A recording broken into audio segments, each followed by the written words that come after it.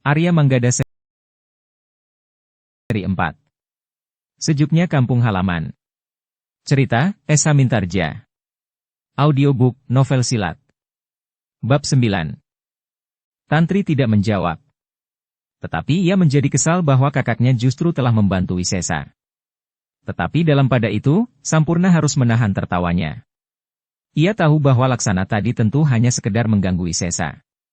Tetapi karena hati Wisesa memang lemah, maka anak muda itu segera menjadi gelisah dan kebingungan tanpa sempat menilai kebenaran dongeng Laksana itu. Demikianlah, maka Wisesa itu telah minta diri. Baik kepada Sampurna maupun kepada Tantri.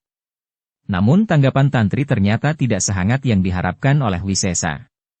Meskipun demikian Wisesa masih tetap berpengharapan bahwa Tantri akhirnya akan dapat ditundukkannya.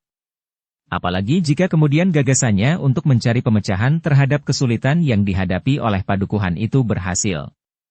Ia akan menjadi orang yang dianggap penting di padukuhan Gemawang. Demikian Wisesa keluar dari regol halaman rumah Ki Jagabaya, maka ia pun dengan tergesa-gesa melangkah menyusuri jalan pulang. Namun di sepanjang jalan ia masih saja memikirkan sikap Ki Jagabaya. Nampaknya perhatian Ki Jagabaya justru lebih banyak tertuju pada hasil kerja Manggada dan Laksana daripada menilai arti dari gagasannya yang besar itu. Nampaknya Ki Jagabaya lebih menghargai tenaga Manggada dan Laksana daripada kecemerlangan penalaranku, berkata Wisesa di dalam hatinya. Namun kemudian ia pun berkata, tetapi yang penting adalah penilaian terakhir. Rakyat padukuhan ini tentu akan mengakui kebesaran gagasanku daripada sekedar kerja kasar Manggada dan Laksana. Sementara itu, Manggada dan Laksana memang masih berjalan mengitari padukuhannya yang sepi. Tidak banyak orang yang dijumpainya. Pada umumnya mereka yang sempat diajak berbincang-bincang meskipun hanya beberapa patah kata. Memperingatkan agar Manggada dan Laksana menjadi lebih berhati-hati. Atau bahkan menarik diri sama sekali dari keterlibatannya dengan persoalan Wirasabet dan Suragentong. Tetapi Manggada dan Laksana hanya dapat mengucapkan terima kasih kepada mereka. Mereka berdua sudah bertekad untuk melibatkan diri mencari penyelesaian segera sehingga tatanan kehidupan di padukuhan Gemawang dapat berjalan dengan wajar kembali. Ketika Manggada dan Laksana sampai di rumah, maka mereka pun telah menceritakan apa yang telah mereka alami kepada Ki Kertasana, Ki Citrabawa dan Ki Pandi. Ternyata ketiganya tidak berkeberatan jika kedua anak muda itu meneruskan usaha mereka. Sambil mengangguk-angguk kecil Ki Kertasana berkata, jika kalian berhasil menyelesaikan persoalan ini dengan tanpa kekerasan, maka Ki Bekel dan Ki Jagabaya tentu akan berterima kasih. Namun demikian, kalian tidak boleh lengah bahwa kemungkinan yang lain akan dapat terjadi, menilik sikap dan latar belakang kedua orang itu. Manggada dan Laksana mengangguk-angguk. Mereka memang tidak boleh lengah meskipun agaknya Wirasabet dapat diajak berbicara untuk memecahkan persoalan yang sedang dihadapi oleh padukuhan Gemawang sehingga padukuhan itu akan dapat menemukan wujud kewajarannya sebagaimana sebelumnya. Dalam pada itu, agaknya Ki Pandi juga merasa cemas bahwa sesuatu akan dapat terjadi atas kedua orang anak muda itu. Karena itu, maka katanya kepada Manggada dan Laksana. Jika kalian berdua tidak berkeberatan, Ger. Biarlah besok aku berada di rumah Ki Resadana selama kau menunggu kedatangan Wirasabet di halaman rumahnya. Besok kita pergi lebih pagi dari saat-saat Wirasabet biasanya datang. Mudah-mudahan Ki Resa tidak berkeberatan mengizinkan aku berada di rumahnya.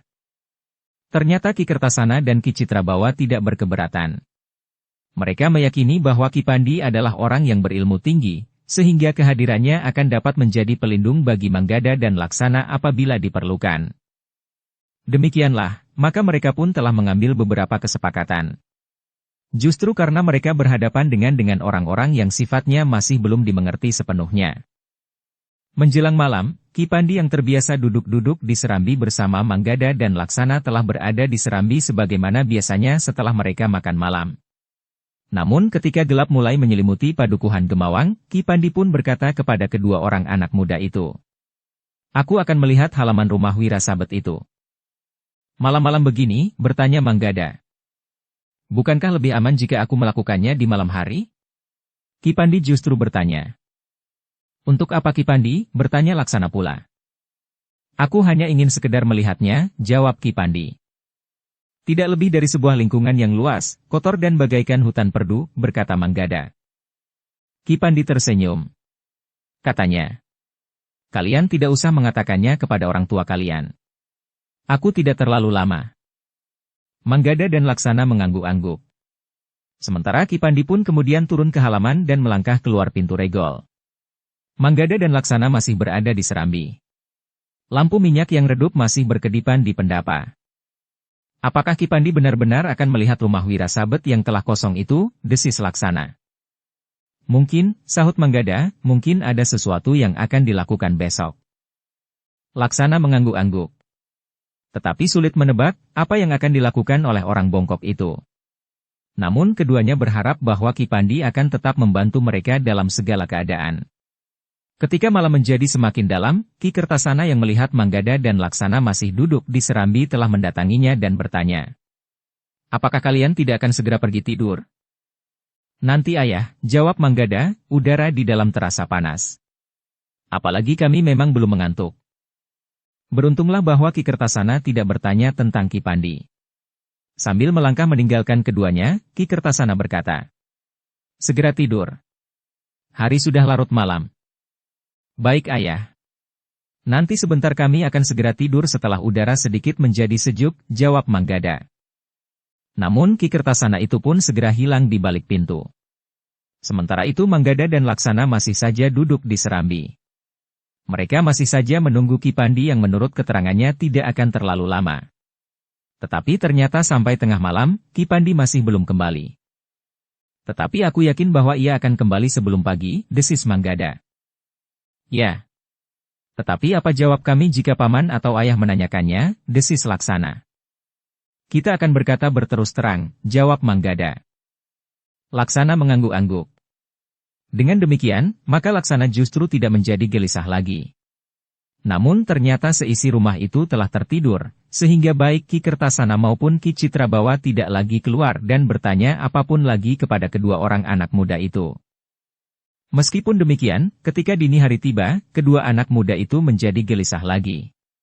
Mereka tidak lagi memikirkan pertanyaan-pertanyaan dari orang tua mereka, tetapi mereka benar-benar gelisah tentang Ki Pandi. Apakah Ki Pandi begitu saja meninggalkan mereka? Namun jantung mereka yang bergejolak rasa-rasanya telah dihembus oleh angin sejuk ketika mereka melihat seorang yang bongkok memasuki regol halaman rumah itu.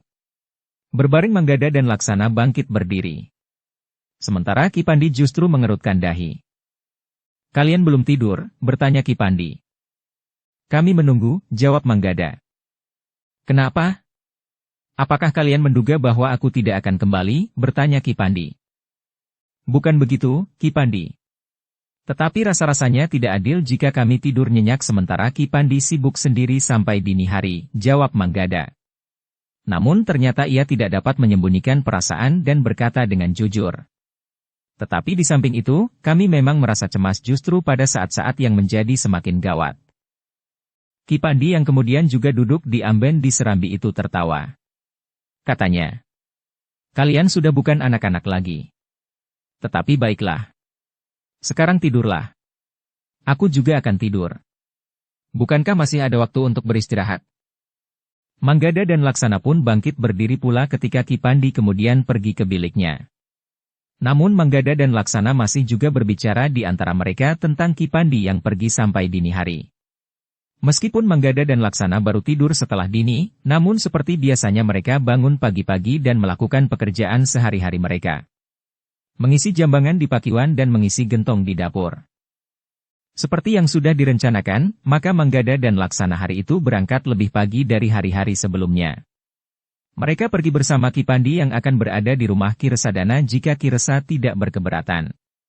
Ketika hal itu disampaikan kepada Ki Resa, maka Ki Resa memang menjadi ragu-ragu. Ki Pandi tidak akan keluar dari dalam rumah ini paman, berkata Manggada meyakinkan. Jadi untuk apa Ki Pandi berada di sini, bertanya Ki Resa. Ki Pandi hanya ingin meyakinkan ayah dan paman, bahwa yang aku lakukan tidak sangat berbahaya sebagaimana dibayangkan oleh ayah dan paman, jawab Manggada. Akulah yang justru memberikan gambaran bahwa yang kalian lakukan itu sangat berbahaya, berkata Ki Resa kemudian. Untuk memberikan pertimbangan, maka ayah telah minta Ki Pandi untuk melihat kemungkinan-kemungkinan yang terjadi di sini, jawab Manggada.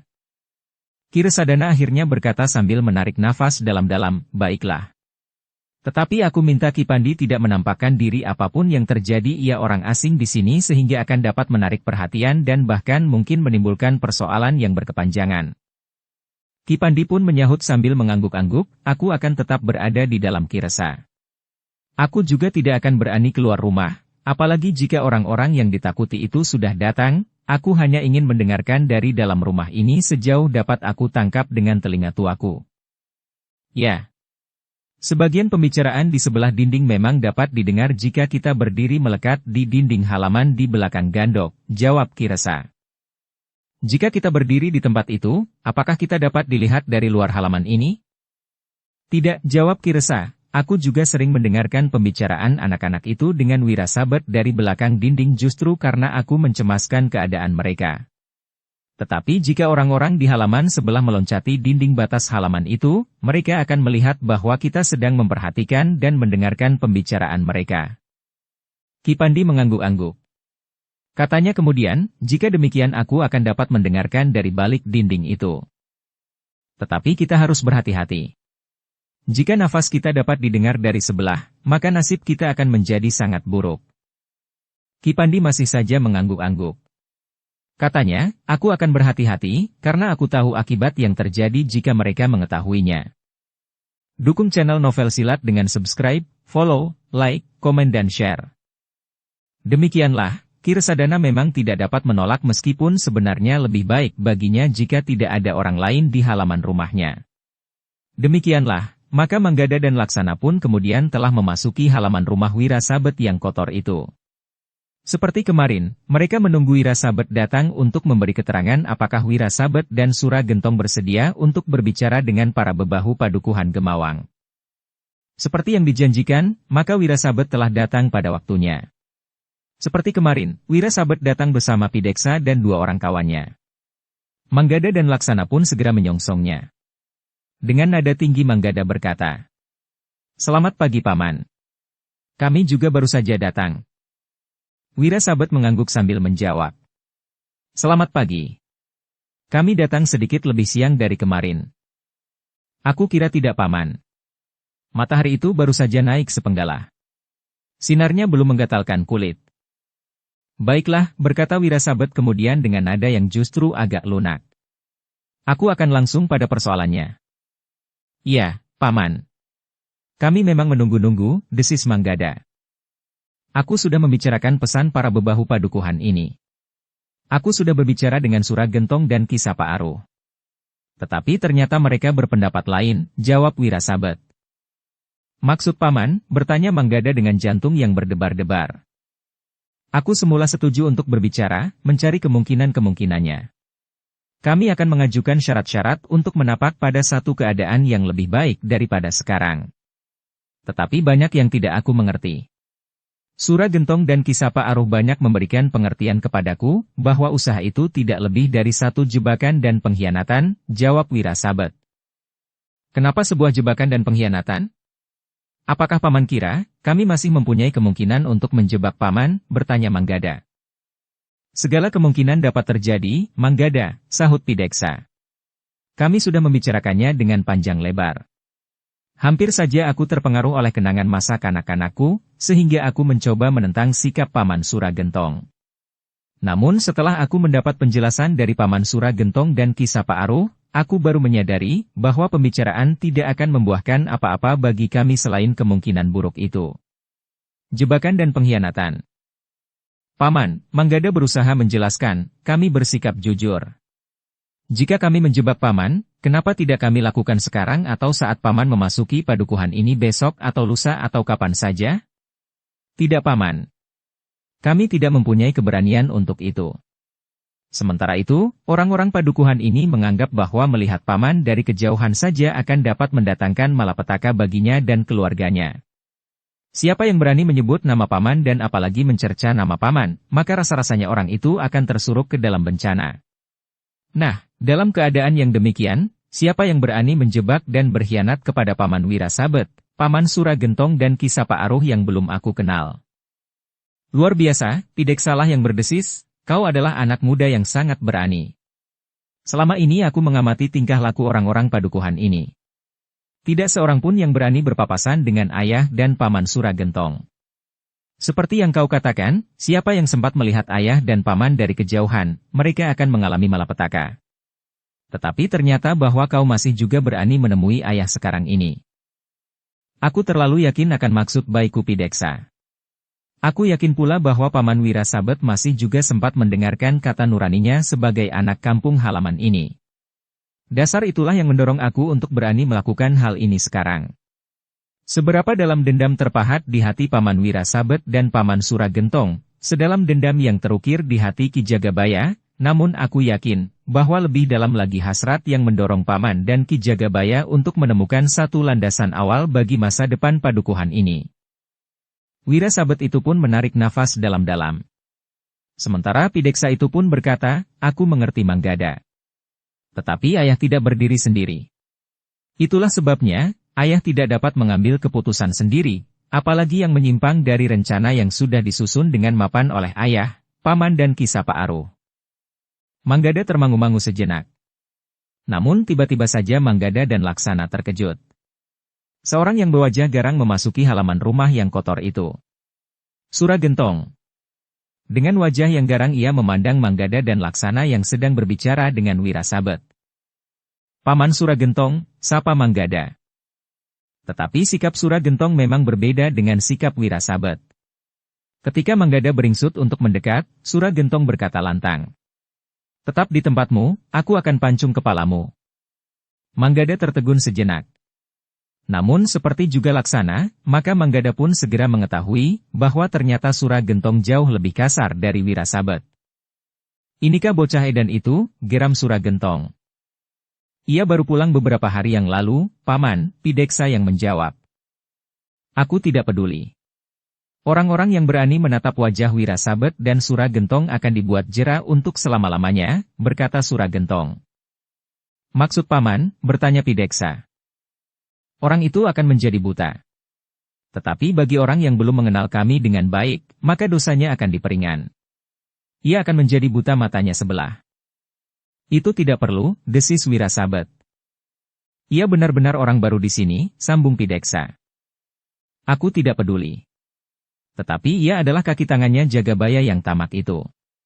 Orang yang telah membantu Ki Jagabaya akan mendapat hukuman tersendiri, berkata Suragentong. Namun tiba-tiba Wirasabet berkata, pergilah. Kali ini kau diampuni. Tunggu, geram Suragentong, apakah Kakang sudah mengatakan syarat yang kami minta sebelum pembicaraan dilakukan? Wirasabet menarik nafas dalam-dalam. Katanya, aku sudah mengatakan bahwa pembicaraan itu tidak akan dapat dilakukan kapanpun dimanapun. Bukan begitu pesan Ki Sapa Aruh, berkata Suragentong. Ki Sapa Aruh mengisyaratkan bahwa pembicaraan itu dapat saja dilakukan. Tetapi dengan syarat, semua bebahu padukuhan meletakkan jabatan. Ki Sapa Aruh akan memegang jabatan bekel. Kakang Wirasabet menjadi kami tua dan aku menjadi Jagabaya. Wajah Manggada dan Laksana terasa menjadi panas.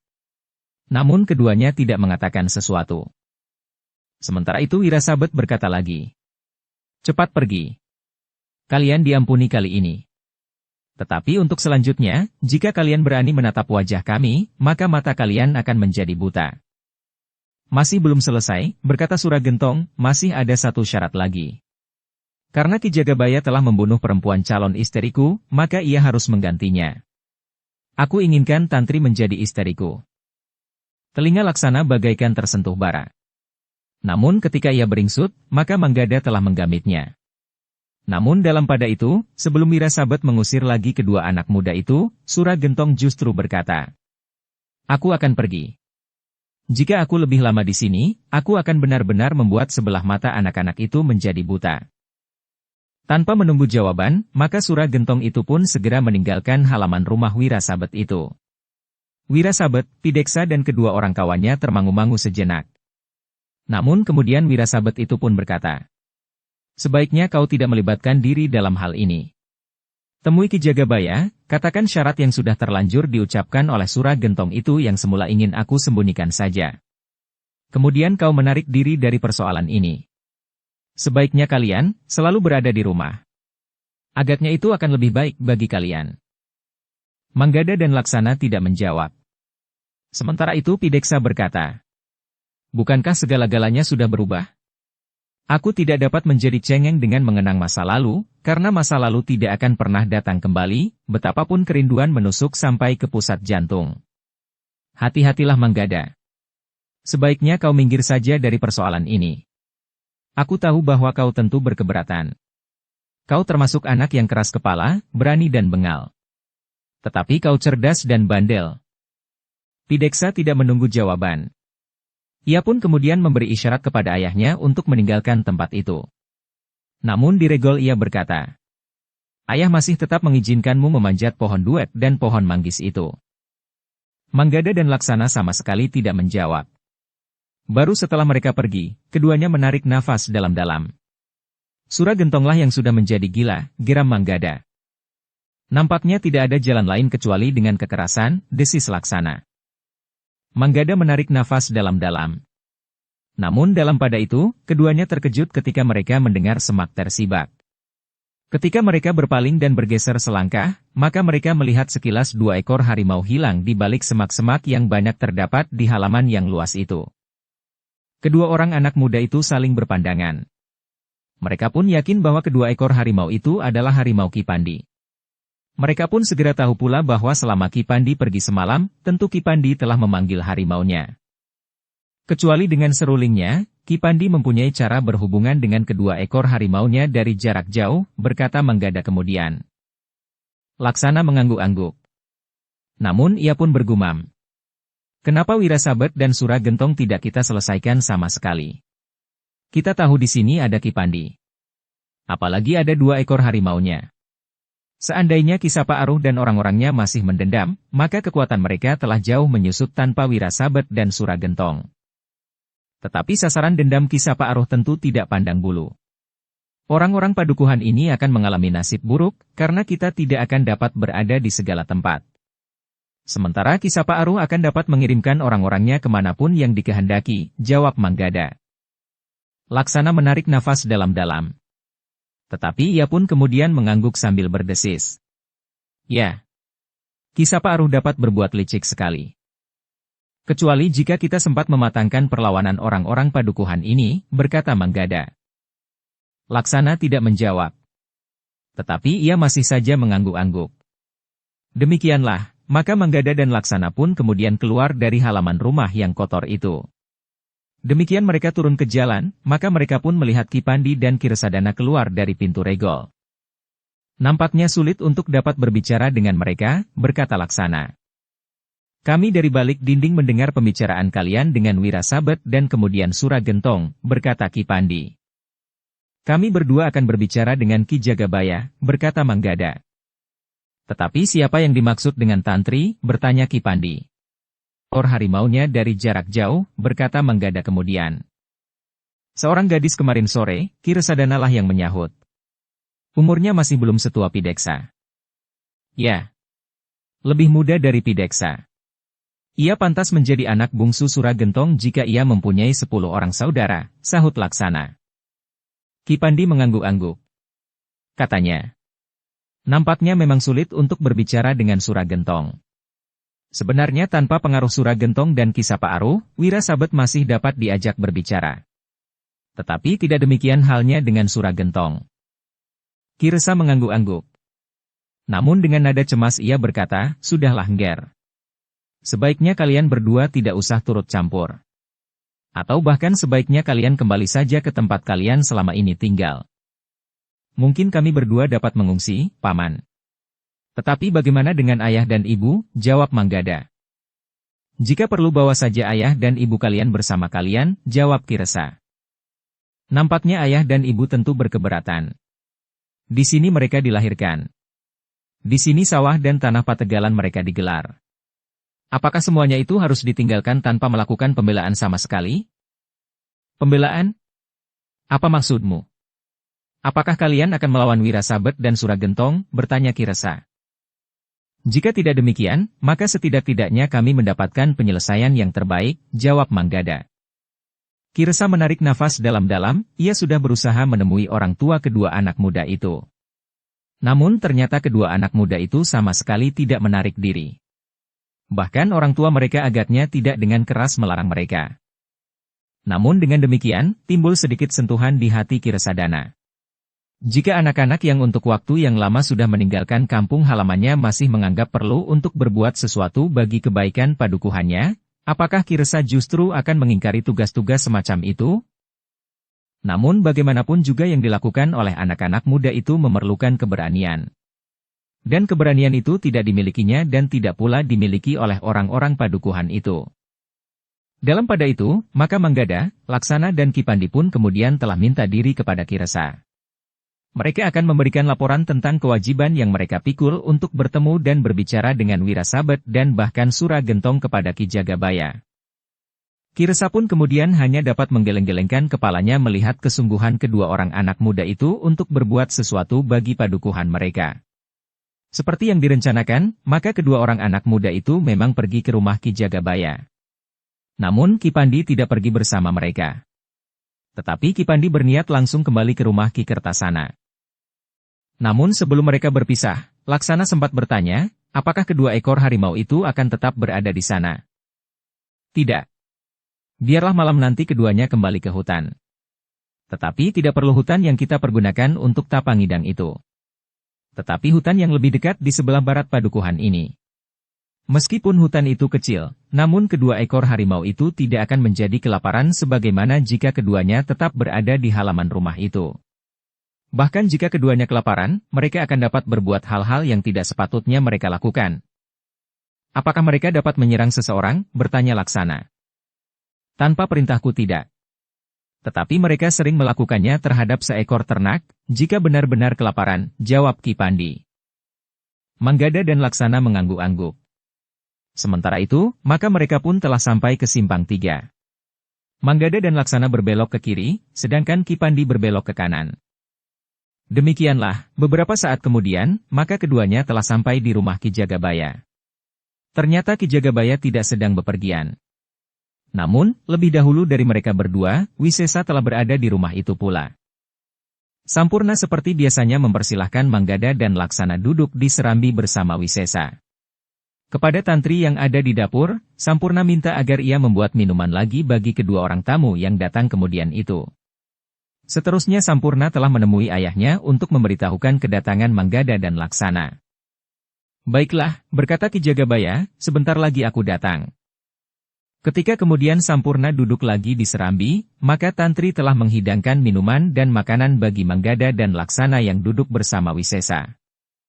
Dari mana saja kalian berdua? Bertanya tantri. Aku baru saja pergi ke rumah Paman Wirasabet, jawab Manggada. Namun sementara itu Laksana sibuk memperhatikan tantri. Apa jadinya jika gadis cantik itu benar-benar harus diserahkan kepada Suragentong untuk menebus dendam yang menyala di hati orang yang garang itu?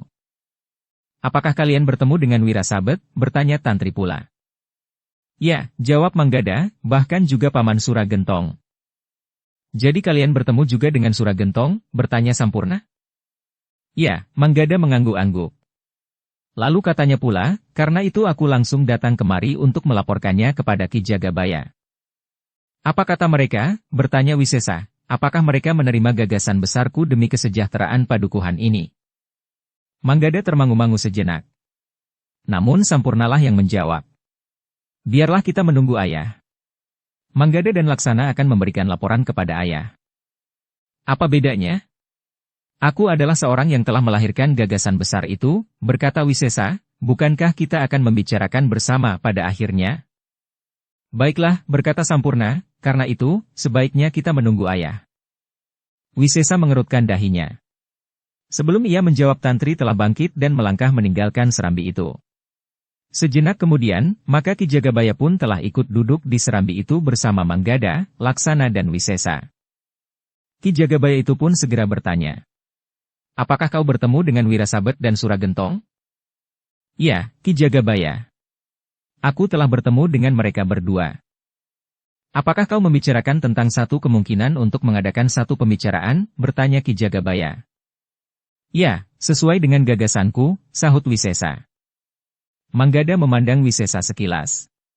Namun ia tidak menghiraukannya lagi. Kami sudah mencoba untuk berbicara dengan mereka Ki Jagabaya. Sebenarnya aku yakin bahwa Paman Wira Sabet akan dapat mengerti dan menerima rencana pembicaraan itu, jawab Manggada. Karena itu adalah gagasan terbaik yang dapat dilahirkan oleh seseorang dalam keadaan seperti ini, sahut Wisesa. Ki Jagabaya menarik nafas dalam-dalam. Tetapi ia pun kemudian mengangguk-angguk sambil berdesis, ya. Gagasan terbaik. Manggada pun kemudian telah melaporkan pertemuannya dengan Wira Sabet dan Suragentong. Manggada menceritakan perbedaan sikap antara kakak beradik itu. Apakah syarat yang telah diajukan oleh Suragentong? Bertanya Ki Jagabaya. Satu persatu Manggada menguraikan syarat-syarat yang dikehendaki oleh Suragentong dan Ki Sapaaruh. Justru karena Tantri telah meninggalkan Serambi itu, maka Manggada pun berkata. Syarat terakhir yang dikehendaki oleh Suragentong adalah ganti atas meninggalnya bakal istrinya saat itu. Tetapi perempuan itu membunuh diri, berkata Ki Jagabaya, namun nampaknya Suragentong menuduh bahwa aku telah membunuhnya. Atau seandainya sebenarnya ia mengetahui, tetapi ia tentu akan berpura-pura tidak mengetahuinya. Dengan demikian maka ia akan dapat menuntut ganti atas kematian istrinya. Agaknya memang demikian Ki Jagabaya, jawab Manggada. Namun kemudian Ki Jagabaya itu berkata, apakah ia juga mengatakan ganti seperti apa yang dikehendakinya? Jantung Manggada pun menjadi berdebar-debar. Rasa-rasanya sulit untuk mengatakannya, bahwa Suragentong menghendaki Tantri, gadis Ki Jagabaya itu. Sejenak Manggada memandang Laksana. Tetapi Laksana menundukkan kepalanya. Akhirnya, meskipun betapa berat bibirnya bergerak, Manggada harus mengatakannya. Ki Jagabaya yang dikehendaki Suragentong adalah Tantri. Tantri, suara Ki Jagabaya menghentak. Wajahnya menjadi merah. Demikian pula Sampurna. Bahkan Wisesa. Dengan suara bergetar Wisesa berkata. Gila. Apakah Suragentong sudah gila? Berapa umur Suragentong? Dan berapa umur Tantri? Ya, desis Manggada, Suragentong agaknya, memang sudah gila. Tetapi tiba-tiba Wisesa terkejut. Ia sudah mengumpati Suragentong. Wisesa sadar, bahwa ia telah melakukan kesalahan yang sangat besar. Jangankan mengumpati, mencercanya saja, seseorang akan dapat mengalami bencana. Wajah Wisesa menjadi pucat. Keringat dingin mengalir dari seluruh tubuhnya. Tetapi ia sudah terlanjur mengucapkannya. Tetapi Manggada dan Laksana mengira bahwa Wisesa itu menjadi demikian marahnya, sehingga wajahnya justru menjadi pucat dan keringatnya membasahi pakaiannya. Ki Jagabayalah yang benar-benar menjadi marah. Dengan geram ia berkata, Angger berdua. Jika Ki Sapaaruh ingin menjadi bekal, Wira Sabet menghendaki kedudukan kami Tual dan Suragentong sendiri ingin merampas kedudukanku sebagai Jagabaya, jika hal itu diterima oleh rakyat Padukuhan Gemawang, aku tidak akan berkeberatan. Tetapi permintaannya yang terakhir membuat telingaku menjadi panas. Agaknya Suragentong benar-benar mencari alasan untuk melakukan kekerasan di Padukuhan ini. Agaknya memang demikian Ki Jagabaya, Laksanalah yang menyahut. Aku juga berpendapat bahwa tidak ada jalan lain kecuali menghancurkan Suragentong dan Ki Sapaaruh. Jika keduanya dapat dilenyapkan, maka Wira Sabet sendiri tentu masih dapat mempergunakan penalarannya. Demikian pula agaknya dengan anaknya, Pideksa.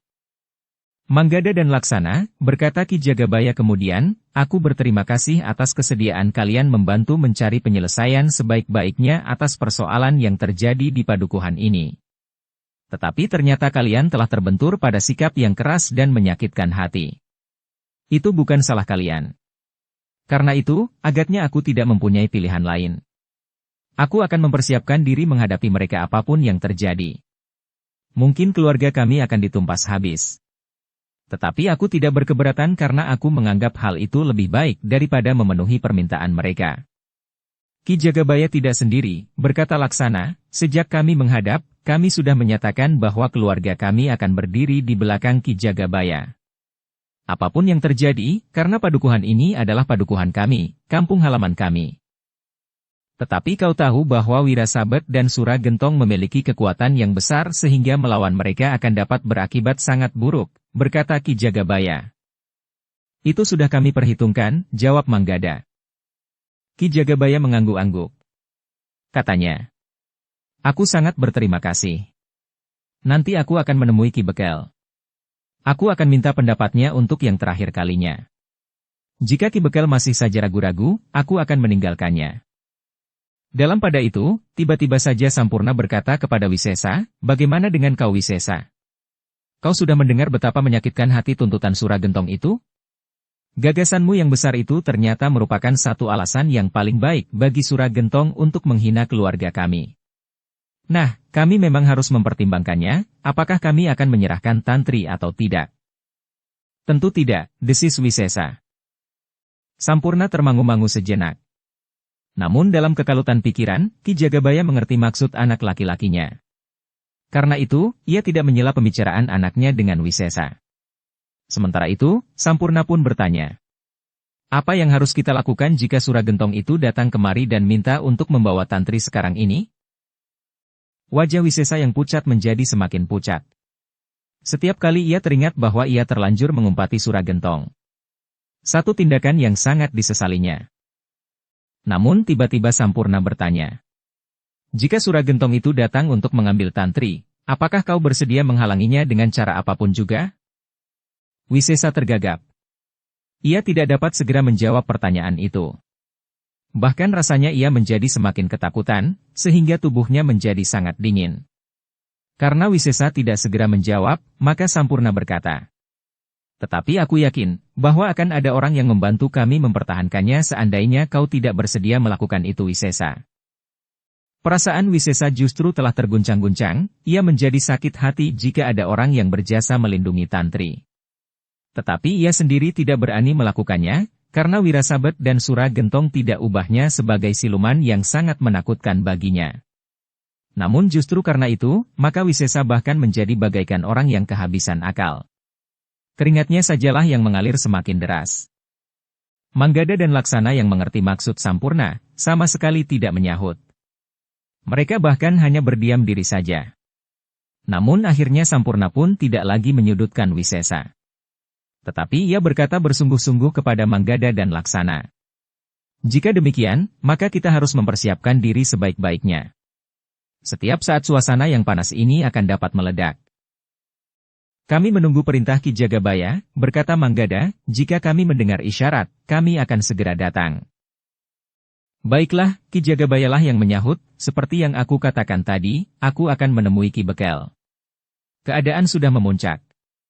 Agaknya memang tidak ada jalan lain kecuali dengan kekerasan. Demikianlah, maka Manggada dan Laksana pun kemudian telah minta diri. Sementara itu Wisesa pun bertanya. Apakah kau akan lewat jalan selatan? Kenapa? Bertanya Manggada. Kita dapat berjalan bersama-sama, jawab Wisesa. Manggada menarik nafas dalam-dalam. Ia tahu bahwa Wisesa menjadi tiba-tiba menjadi ketakutan, sehingga ia memerlukan kawan untuk berjalan pulang. Karena itu, maka ia pun menjawab. Aku dapat lewat jalan mana saja. Meskipun sedikit berputar, baiklah, aku akan pulang lewat jalan selatan. Hampir saja Laksana mengganggunya lagi. Tetapi Manggada sudah memandanginya dengan sikap yang bersungguh-sungguh sehingga Laksana pun telah mengurungkan niatnya. Sejenak kemudian, maka Sampurna, Tantri dan ibunya telah melepas Manggada dan Laksana pulang bersama Wisesa, sementara Ki Jagabaya pun akan pergi ke rumah Ki Bekel. Di sepanjang jalan Wisesa yang berjalan tergesa-gesa sama sekali tidak mengatakan sesuatu. Ia berjalan paling depan. Namun sekali-sekali ia berpaling sambil berkata, marilah. Kenapa kalian berjalan sangat lambat? Tetapi Laksana justru bertanya, kenapa kau tergesa-gesa? Aku masih mempunyai banyak pekerjaan di rumah, jawab Wisesa. Namun Laksana menjawab lagi, aku tidak. Jika aku tergesa-gesa, aku akan mengambil jalan lain yang lebih dekat dari jalan ini. Bersambung ke bab 10. Dukung kami dengan subscribe, follow, like, komen dan share. Terima kasih.